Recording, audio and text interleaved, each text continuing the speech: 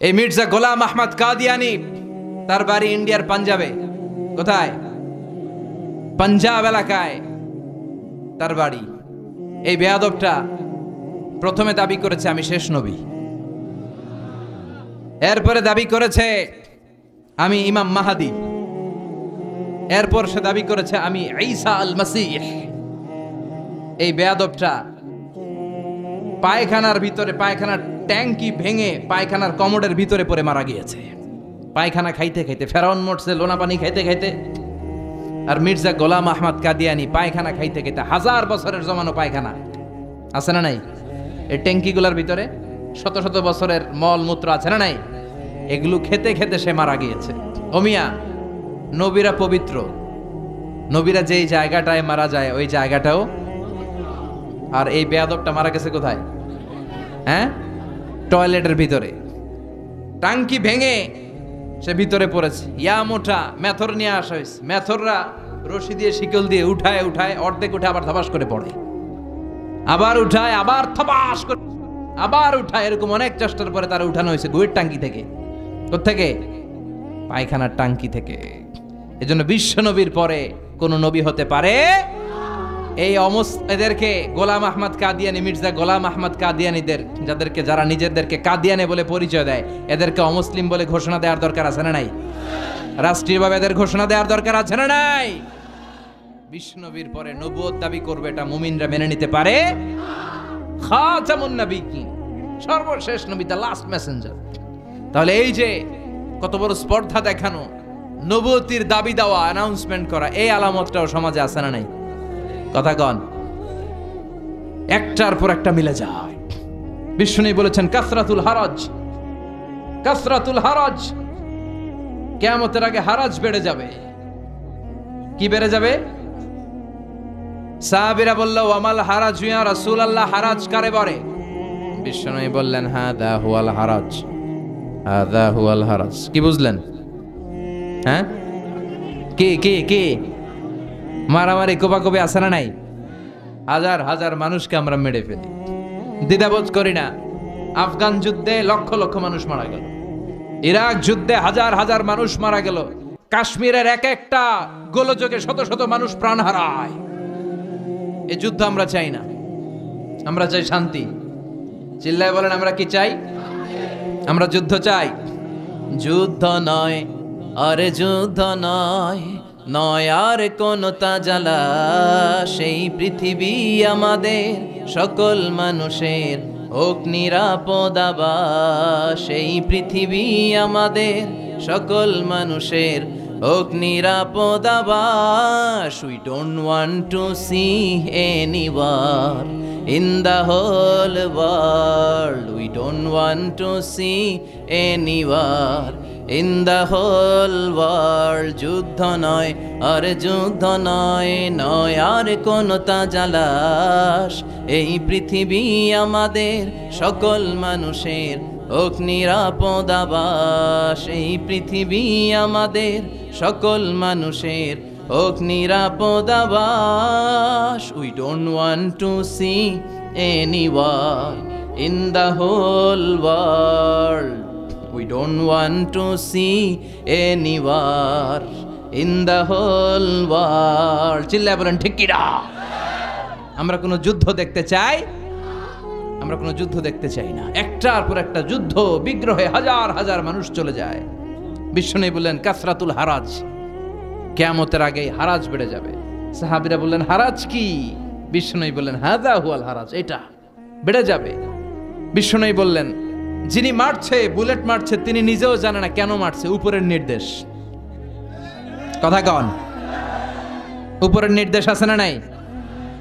Bullet মেরে দিচ্ছে, কেন মেরে দিচ্ছে, ওর অপরাধটা কি, এটাও জানার প্রয়োজন বোধ করে না। উপরের ফোন এসেছে, শুট করে মেরে ফেলে আছে না নাই? শুট করে গুম করে ফেলে আছে না নাই? ক্রস ফায়ার করে ফেলে আছে না নাই?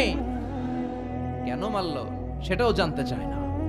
বিশ্বনবীর বাণী, কিয়ামতের আগ দিয়ে শুট করা হবে, হত্যা করা হবে, মেরে ফেলা হবে, কেন মারলো সে জানে না। আবার যাকে মারা হলো সেও কেন মরলো সেও জানে না। রাস্তা দিয়ে হেঁটে যাচ্ছে, ধরে নিয়ে গুম, ধরে নিয়ে খুন, ছুরি মেরে দুনিয়া থেকে বিদায়, এরকম ঘটনা দেশে আছে না নাই? কেন মারলো, কেন হত্যা করা হলো, কেন রক্তপাত করা হলো, কেন অন্যায়ভাবে তার জীবন হরণ করা হলো, সে নিজেও জানে না। তার মানে বিশ্বনবী যা বলেছেন তার প্রতিটা অক্ষরে অক্ষরে মিলে যায় কি যায় না? আমাদের বাংলাদেশে এই দৃশ্য আছে না নাই? অন্যায়ভাবে হত্যাকাণ্ড আছে না নাই? কথার সাথে হুবহু মিলে যায়। এরপরে বিশ্বনবী বললেন, দিয়াউল আমানা, কিয়ামতের আগে আমানতের খেয়ানত হবে। কিয়ামতের আগে আমানতের খেয়ানত শুরু হবে। সাহাবীরা বলল, মাতাসসা, নবী কিয়ামত কখন হবে?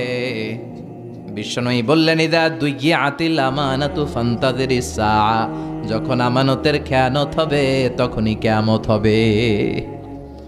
আমানতের খেয়ানত আছে না নাই? সাহাবীরা বললেন, কাইফা ইদাআতুহা ইয়া রাসূলুল্লাহ, আমানতের খেয়ানত কেমন করে হয়?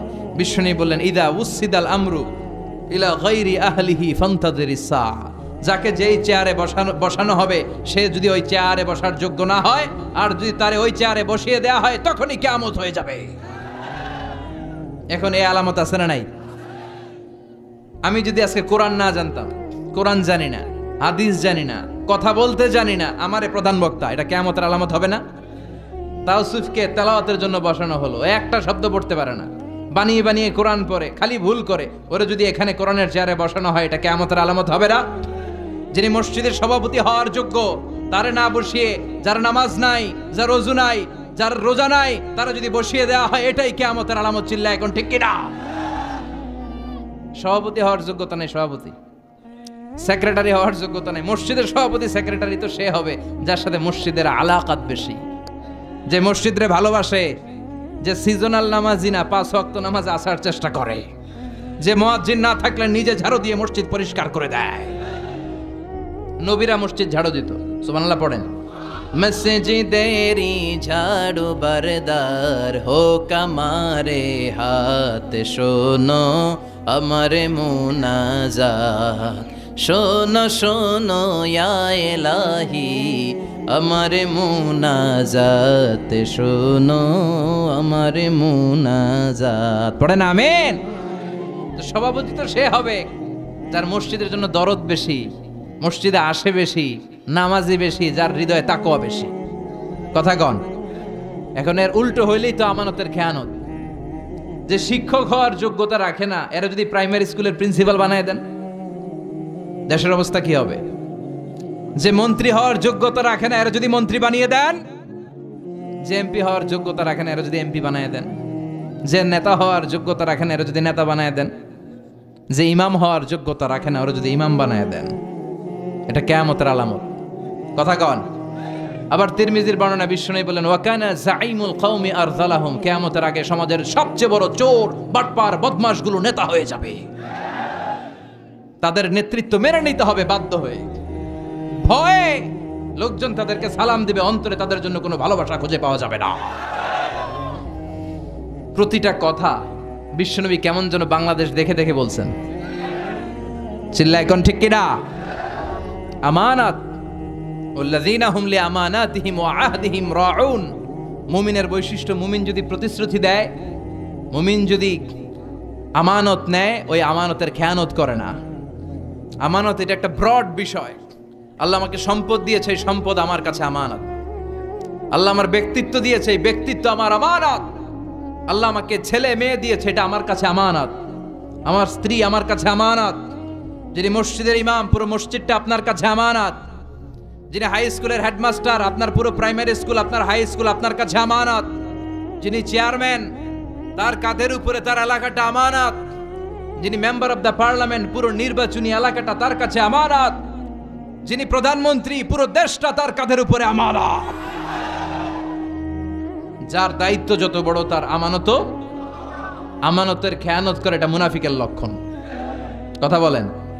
বিশ্বনবী বললেন, একটার পর একটা আমানতের খেয়ানত হতে থাকবে সমাজে। আমরা জাহান্নামের দ্বার গোড়ায় চলে এসেছি, কিয়ামতের দ্বার প্রান্তে চলে এসেছি। একটার পর একটা আমানতের খেয়ানত আছে না নাই? এজন্য আমাদের যার কাঁধে যে আমানত আছে, ওই আমানত আমরা রক্ষা করতে হবে। চিল্লা এখন ঠিক কিনা? আমানতের খেয়ানত মুমিন কখনো হতে দিতে পারে? তার মানে আমানতের এই খেয়ানত সমাজে আছে না নাই? লক্ষ্মীপুরে আছে না নাই? হ্যাঁ, এত টুপি, এত দাড়ি, এত আল্লাহর ওলি, হ্যাঁ, আরো বেশি। এখানেও আমানতের খেয়ানত, সব জায়গায় আমানতের খেয়ানত। আল্লাহ আমরা যেন আমিন হতে পারি। বিশ্বনবী ছিলেন as-সাদিক আল-আমিন, সত্যবাদী আমানতদার। বিশ্বনবীর এই দুইটা যদি কারো হৃদয়ে থাকে, তার নেতৃত্ব ছিনিয়ে নেওয়ার মতো দুঃসাহস কারো হতে পারে না। সত্যবাদী যদি হন, আর ট্রাস্ট অর্থিনেস যদি থাকে, আমানতদারিতা, লিডারশিপ আপনার হাতে ধরা দিবে। চিল্লা এখন ঠিক কিনা? তার মানে আমানতের খেয়ানত এটাও সমাজে দেখা যাচ্ছে। এরপর বিশ্বনবী বলেন আত-তাজাউল ফিল বুনিয়ান, কিয়ামতের আগ দিয়ে লোকজন বড় বড় টাওয়ার বানানোর প্রতিযোগিতা শুরু করে দিবে। লক্ষ্মীপুরে এটা নাই। এই নোয়াখালীর দিক দিয়ে আসার পথে আল্লাহু আকবার, নোয়াখালী মনে হয় যে উত্তরা বনানী হয়ে গেছে, কি বিশাল বিশাল টাওয়ার। বিশ্বনবী বললেন ওয়া আনতারাল হুফাতাল উরাতাল আলাতা রিয়াশা ইয়াতাতাওয়ালুনা ফিল বুনিয়ান, কিয়ামতের আগ দিয়ে তোমরা দেখবে পায়ে জুতা নাই, গায়ে দেওয়ার মতো জামা নাই। এরা আগে ছাগল চড়াইতো, বাছুর চড়াইতো, এরা হঠাৎ করে হু হু করে ধনী হয়ে যাবে, বিল্ডিং বানানো শুরু করবে। বড় বড় বিল্ডিং আছে না নাই? খালির প্রতিযোগিতা, কাঠটার থেকে বড় বানাতে পারে। ওর 2 তলা তো আমার লাগবে 5 তলা, ওর 5 তলা আমার চাই 10 তলা, কিন্তু ও তাহাজ্জুদ পড়ে আমারও পড়া লাগবে এই চিন্তা নাই। ও যাকাত দেয়, আমারও যাকাত দিতে হবে এই চিন্তা নাই। People will start to compete in constructing high rises building in the cities. লোকজন সমাজে বড় বড় টাওয়ার, সৌদি আরবে দেখেন বিশাল টাওয়ার, জমজম টাওয়ার, দুবাইতে দেখেন বুর্জ আল খলিফা, চায়নাতে আছে সাংহাই টাওয়ার। একটার পর একটা টাওয়ার বানানোর প্রতিযোগিতায় মানুষ লিপ্ত হয়েছে। তার মানে বিশ্বনবী যা যা বলে গিয়েছেন তার হুবহু প্রমাণ আমাদের সমাজে আছে না নাই?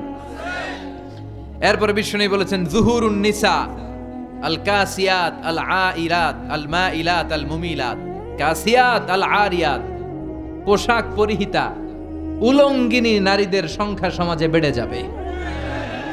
পোশাকও পরে আবার উলঙ্গ।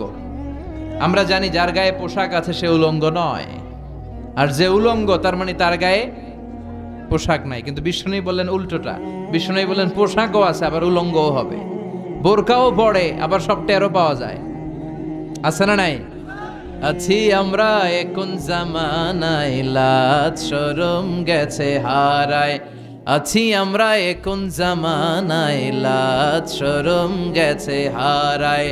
পাতলা শাড়ির বাহার, পাখি ড্রেস লেহেঙ্গা, পোশাক দেখে নারীর লাজে মরে যাই। আছি আমরা এখন জামানায়, লাজ শরম গেছে হারায়। ঠিক কিনা?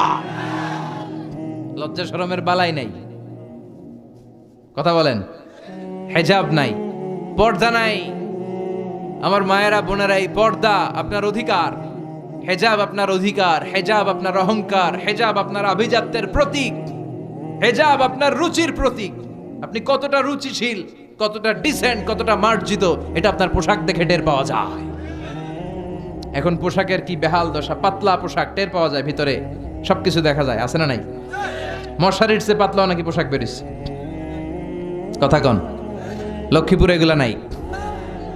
এরা আমাদেরই মা, আমাদেরই বোন, আমাদেরই খালা, কথা কন। এজন্য বাবা যারা এসেছেন মাহফিল শুনতে, মেয়েদেরকে হেজাব পড়াতে হবে, নেকাব পড়াতে হবে। ভাই যারা এসেছো, বোনদেরকে পর্দায় রাখতে হবে। এখন নারীর স্বাধীনতার কথা বলে কিছু লোকেরা, নারীর স্বাধীনতার কথা বলে নারীদেরকে উস্কে দেয়, নারী অধিকারের কথা বলে নারীদেরকে উস্কে দেয়, নারী আন্দোলনের কথা বলে। এরাই নারীর অধিকার সবচেয়ে বেশি লঙ্ঘন করে। চিল্লা এখন ঠিক কিনা? এরাই সুযোগ পেলে ধর্ষণে সেঞ্চুরি করে, এরাই নারীর ইজ্জত নিয়ে ছিনিমিনি খেলে। এদের ঘরের কাজের মেয়েরাই বেশি নির্যাতিতা, এদের হাতে নারীরা নিরাপদ নয়। এরা নারীকে ডান্স ক্লাবে নাচানাচির জন্য বাধ্য করে। এরা নারীদেরকে বিজ্ঞাপনের অশ্লীল পণ্য বানিয়ে ছবি টাঙিয়ে বিলবোর্ডে তারা বিল করে। রূপালী পর্দায় নারীদেরকে অশ্লীল ভাবে উপস্থাপন করে।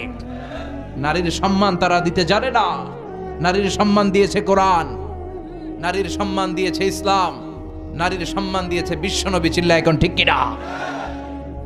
আল কাসিয়াত আল আরিয়াত আল মাইলাত আল মুমিলাত, কিয়ামতের আগে পোশাক পরিহিত এমন কিছু নারীরা বেরোবে, বোরকাও পরবে, কিন্তু আবার উলঙ্গ, তার মানে টাইট ফিটিং বোরকা, উঁচু নিচু সব টের পাওয়া যায়, তার সৌন্দর্য সব টের পাওয়া যায়। আল মাইলাত আল মুমিলাত, নিজেরাও পুরুষের দিকে আকৃষ্ট হয়ে থাকে, আর ঝাঁঝালো পারফিউম মেখে এমন স্টাইলে হাঁটাহাঁটি করে রাস্তায় অন্যদেরকেও আকৃষ্ট করে। আছে না নাই? লা ইয়াদখুলনাল জান্নাহ, বিষ্ণু বললেন এরা কোশ্চিন কালেও জান্নাতে যাবে না। ওয়ালা ইয়াজিদনা রিহাহা, জান্নাতে তো যাবেই না, জান্নাতের সুঘ্রাণও নাকে লাগবে না। ওয়া ইন্না রিহাল জান্নাত তুজাদু মিন মাসিরাতি 500 সানা, আর জান্নাতের ঘ্রাণ, জান্নাতে পৌঁছতে এখনো 500 বছরের রাস্তা বাকি।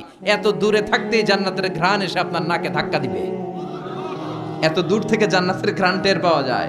কিন্তু এই নারীগুলো জান্নাতে তো যাবেই না, জান্নাতের সুঘ্রাণ এদের নাকে লাগবে না। এই যে আলামতের কথা বিষ্ণুনবী বর্ণনা করে গেলেন, এটা তো সমাজে নাই। কথা কন, লক্ষ্মীপুরের কি অবস্থা? আছে? আল্লাহ তুমি সহি সমঝ দান করো। আওদাতুল আরবে মুরুজান ওয়া আনহারা, এরপর বিষ্ণুনবী বললেন কিয়ামতের আগে আরবের মরুভূমিগুলো মরুদ্যানে পরিণত হবে। আরবে মরুভূমি আছে না নাই? এই মরুভূমিগুলো মরুদ্যানে পরিণত হবে। সৌদি আরবে এখন যে বৃষ্টি হয়, বাংলাদেশেও মাঝে মাঝে এত হয় না। কাতার, কুয়েতে, ইয়ামানে যে বৃষ্টি হয়, আমি ইয়ামানের 5 বছর আগে একটা ছবি দেখেছি, ধুধু প্রান্তর আর পাহাড়, শক্ত বালু আর মরুভূমি। 5 বছরের পরের দৃশ্য দেখে মনে হয়েছে যে সবুজ শ্যামল বাংলাদেশের ছবি। আসলে এটা ইয়ামান। তার মানে বিষ্ণুনবী যেটা বলে গিয়েছেন অক্ষরে অক্ষরে ফলে যাচ্ছে। আরব বিশ্বে এখন বৃষ্টিপাত হয়, হিউজ রেইনফল, প্রচুর বৃষ্টিপাতের কারণে সেখানে সবুজ শ্যামল ঘাস, গাছপালা, লতাপাতা জন্মাতে শুরু করেছে। তার মানে আরব বিশ্ব আর আরব বিশ্ব নাই, এখন আরব বিশ্বের মরুভূমি হয়ে যাচ্ছে সবুজ শ্যামলিমায় ভরপুর। চিল্লায় বলেন ঠিক কিনা? বিশ্বনবী যেভাবে বললেন ঠিক ওইভাবে মিলে যাচ্ছে। এরপরে বিশ্বনবী বললেন শুয়ুউর রাখা ওয়াস্তিফাদাতুল আমওয়াল, সম্পদের আধিক্য ছড়িয়ে যাবে, মানুষের আর্থিক সমস্যা কমে যাবে, আর্থিক তারল্য ছড়িয়ে পড়বে। এখন হাতে হাতে মানুষের টাকা। কথা বলেন, নেতা হইতে পারলে টাকার অভাব নাই। শুধু নেতাই না, বড় বড় ব্যবসায়ী যারা, এদের হাতেও টাকার অভাব নাই। দেখি হালাল পন্থায় আসলো না হারাম পন্থায় আসলো, ওইটা ধার ধারে না, 2 হাতে কামায়। আছে না নাই? সামান্য পেটে ব্যথা হলে চলে যায় সিঙ্গাপুরের মাউন্ট এলিজাবেথ হসপিটালে, নাম শুনছেন? মাথা ব্যথা হলে চলে যায় থাইল্যান্ডের বামরুন গ্র্যান্ড হসপিটালে, সামান্য হাঁচি আসলে চলে যায় চেন্নাই, মাদ্রাজ। আছে না নাই? নিজের দেশের চিকিৎসা ব্যবস্থার কি অবস্থা, ওইদিকে ধার ধারে না। আপনারা মালয়েশিয়ার মাহাথির মোহাম্মদের নাম শুনেছেন? 22 বছর ক্ষমতায় ছিলেন, কিছুদিন রাজনীতি থেকে আউট ছিলেন, আবার এখন মালয়েশিয়ার প্রধান। আল্লাহ আবার সুযোগ করে দিস। এত বয়স্ক কিন্তু বডিটাকে ফিট রেখেছেন। 22 বছর মালয়েশিয়াকে শাসন করে গোটা বিশ্বের জন্য মালয়েশিয়াকে একটা মডেল দেশ, মডেল রাষ্ট্র হিসেবে তিনি গড়ে তুলেছিলেন। ওনার হার্টে একবার ব্লক পড়েছিল, হার্টের ভেতরে রক্ত এভাবে পাম্প করতে হয়, কিন্তু যদি ব্লক পড়ে যায় এই পাম্প করাতে বাধাগ্রস্ত হয়, তখন এনজিওপ্লাস্টি করতে হয়, রিং পরাতে হয়। সে অনেক আগের কথা, তখনও এই রিং পরানোর প্রযুক্তি মালয়েশিয়াতে আবিষ্কৃত হয়, আনা হয় নাই। এটা ছিল পাশের দেশ সিঙ্গাপুরে। তার ব্যক্তিগত চিকিৎসকরা বলল, স্যার আমাদের চিকিৎসায় তো এটা নাই, আপনাকে বাঁচতে হলে সিঙ্গাপুর যেতে হবে, ওখানে যে রিং পরান। ঠিক ওই সময়ে মালয়েশিয়ার সাথে সিঙ্গাপুরের রাষ্ট্রীয়ভাবে কিছু দ্বন্দ্ব আর ঝামেলা ঝগড়াঝাটি চলছিল। পাশাপাশি দেশ হলে এরকম কিছু ঝামেলা ঝগড়া আছে না নাই? কিছু কিছু বিষয়ে বনিবনা হচ্ছিল না। মাহাথির বললেন, এই মুহূর্তে যদি আমি সিঙ্গাপুরে যাই ওদের দেশের চিকিৎসা নেই, এটা আমার জন্য অপমান, এটা সিঙ্গাপুরকে স্যালিউট করা হবে আর আমার পরাজয় বরণ করা হবে না। এটা হতে পারে না। এই দেশের সাধারণ জনগণের যদি এই রিং পরানো লাগে, তারা কই যাবে? তাদের জন্য এই রিং পরানোর ব্যবস্থা যেহেতু মালয়েশিয়াতে আমি করতে পারি নাই, এই মালয়েশিয়া ছেড়ে কোথাও যেয়ে চিকিৎসা আমি নিতে পারি না। আমার দেশে এনজিওপ্লাস্টির ব্যবস্থা 1 বছরের ব্যবধানে করা হোক। মালয়েশিয়ার কুয়ালালামপুর 1 বছরের ব্যবধানে এই প্রযুক্তি চিকিৎসা বিজ্ঞানীরা নিয়ে আসলো। তিনি আল্লাহর উপর তাওয়াক্কুল করে ধৈর্য ধারণ করলেন। তিনি মরেন নাই, তিনি বেঁচে ছিলেন। উনি ওনার দেশে এই প্রযুক্তি চিকিৎসা পদ্ধতি এনে নিজের দেশের হাসপাতালের ওটিতে শুয়ে এই অপারেশন করে এনজিওপ্লাস্টি করে নিজের হার্টের ভেতরে রিং পড়িয়েছেন। আমরা নিজের দেশের খবর নাই, আমাদের দেশের 12টা বাজুক, আমি সিঙ্গাপুর চলে যাব, আমি থাইল্যান্ড চলে যাব, আমি জাপান যেয়ে চিকিৎসা নেব, আর এদেশের জনগণ গোল্লায় যাক। কথা বলেন। সম্পদের আধিক্য, সম্পদের তারল্য গোটা বিশ্বব্যাপী, এই আলামতটা সমাজে আছে না নাই? এরপর বিশ্বনবী বললেন ইতাআতুজ যাওজা ওয়া উকুকুল উম। কিয়ামতের আগে, তিরমিজির বর্ণনা, কিয়ামতের আগে বিয়ে করার পরে ছেলেগুলো মাকে ভুলে যাবে, স্ত্রীর পেছনে পেছনে দৌড়াবে। এরকম লক্ষ্মীপুরে নাই? কম না? মাশাআল্লাহ। হুজুর কাছে কম, সবাইকে বেশি। হুজুরেরটাই ধরি। হ্যাঁ আচ্ছা, কম বেশি, কম বেশি এখানেও আছে। আরেকজনকে মাঝামাঝি, এ অনেক চালাক। কম বেশি কোনটা কয়ে কোন বিপদে পড়ি, আমি মাঝামাঝি থাকি। তো কিয়ামতের আগে মাকে ভুলে যাবে। মা, এই নামটা শুনলে অন্তর জুড়িয়ে যায়। স্ত্রী চলে গেলে স্ত্রী পাওয়া যায়, মা চলে গেলে মা পাওয়া যায়। স্ত্রীকে বাদ দিয়ে দেন এটা বলছি না, তালাক দিয়ে দেন বলছি না, বুঝাবেন, মিউচুয়াল আন্ডারস্ট্যান্ডিং করবেন। এখন আমাদের সমাজে ডমিনেশন চলে, শাশুড়ি কয় আমি চালামু, বউ কয় আমি চালামু, আছে না নাই? এই কিলাকিলি শুরু হয়ে যায়।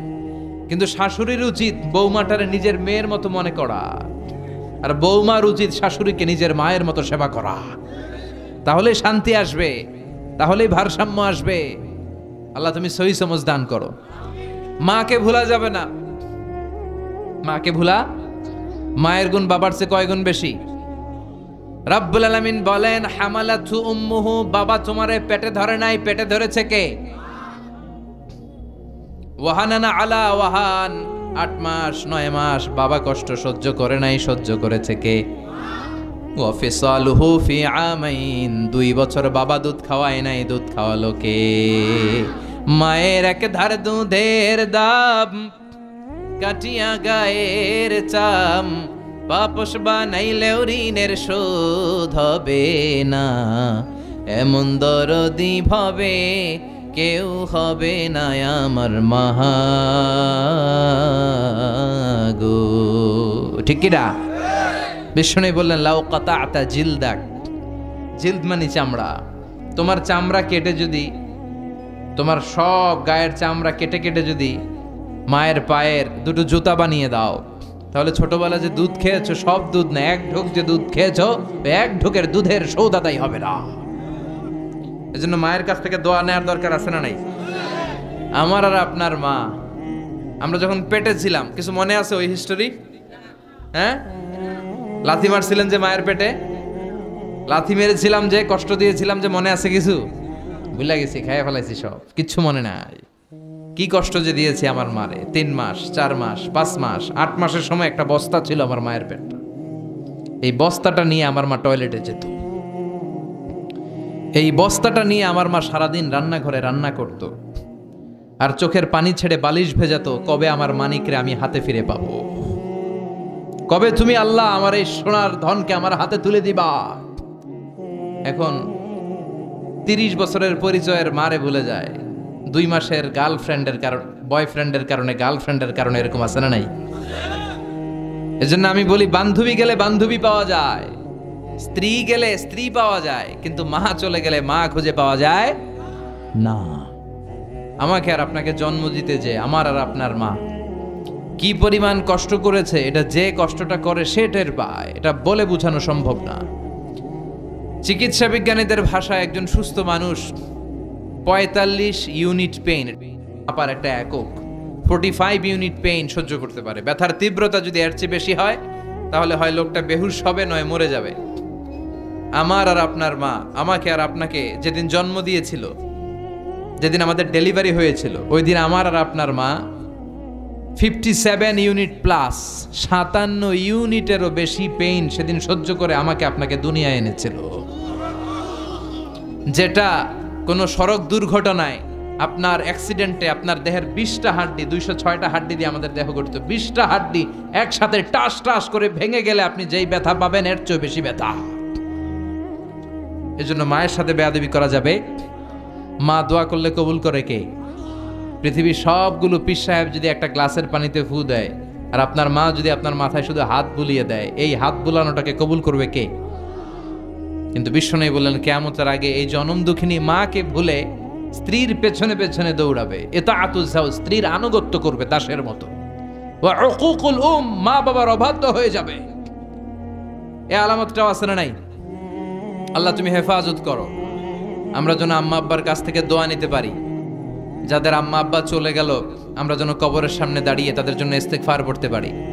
যাদের মা চলে গেছে তারা টের পায় কি ধন হারাইলাম। কথা কোন? মায়ের কথা মনে পড়ে না? যখন রাত্রি নিঝুম এই চোখে ঘুম, একলা শূন্য ঘরে, তোমায় মনে পড়ে মাগো, তোমায় মনে পড়ে। যখন রাত্রি নিঝুম এই চোখে ঘুম, একলা শূন্য ঘরে, তোমায় মনে পড়ে মাগো, তোমায় মনে পড়ে। জানি তোমার দোয়া পেলে উঠব সকল বাধা ঠেলে, তোমার দোয়া আমার উপর ঝরছে শুধু পড়ে। তোমায় মনে পড়ে মাগো, তোমায় মনে পড়ে।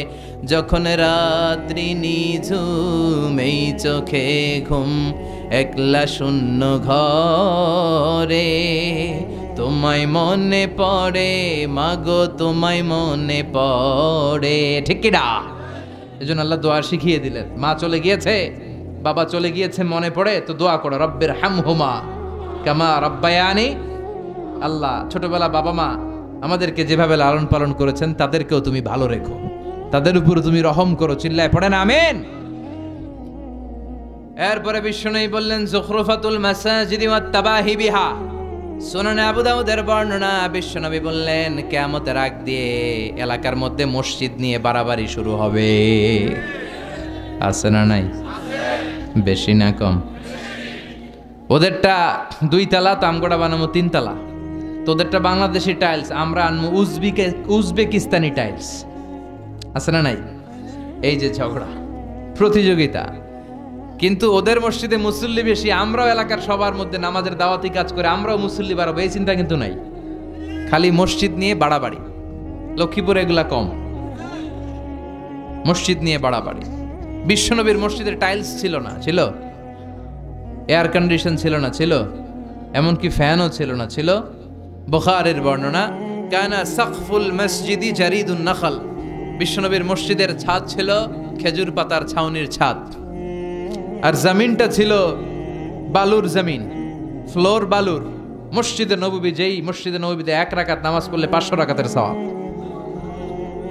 একবার যদি আপনি পড়েন, ওই মসজিদের ছাদটা ছিল বিজারিদিন নাখল, খেজুর গাছের ডাল দিয়ে, আর ফ্লোরটা ছিল বালুর ফ্লোর। বৃষ্টি হলে ফ্লোরটা কাদামাটি হয়ে যেত। সাহাবী বললেন ইয়াসজুদু আলাল মাই ওয়াত তিন, রাআইতু রাসূলুল্লাহ সাল্লাল্লাহু আলাইহি ওয়াসাল্লাম ইয়াসজুদু ফিল মাই ওয়াত তিন। আমি আল্লাহ রাসূলকে বৃষ্টির পরে যখন তিনি ইমামতি করতে যেতেন কাদা আর মাটির উপরে সেজদা করতে দেখেছি। ওয়া রাআইতু আসারা তিনি ফি জাবাহাতিহি, আল্লাহ রাসূলের কপাল মোবারকের ভেতরে মাটি আর কাদার দাগ আমি দেখেছি। বিশ্বনবী কাদা আর মাটির মধ্যে সেজদা করেছেন। সেজদা করে নামাজ পড়ে যখন সাহাবীদের দিকে মুখ ফিরিয়ে বসতেন, সাহাবীরা বলতেন আমরা বিশ্বনবীর কপালে আর নাকের মধ্যে কাদা আর মাটির দাগ দেখেছি।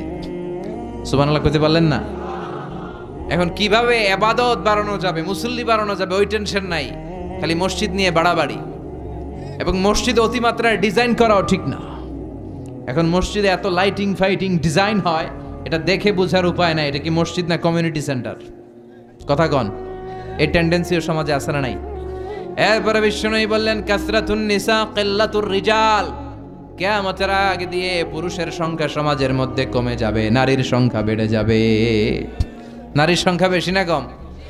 নারীর ক্ষমতাও বেশি না কম? এই দেশের প্রধানমন্ত্রীর নাম কি? মাননীয় প্রধানমন্ত্রী শেখ হাসিনা।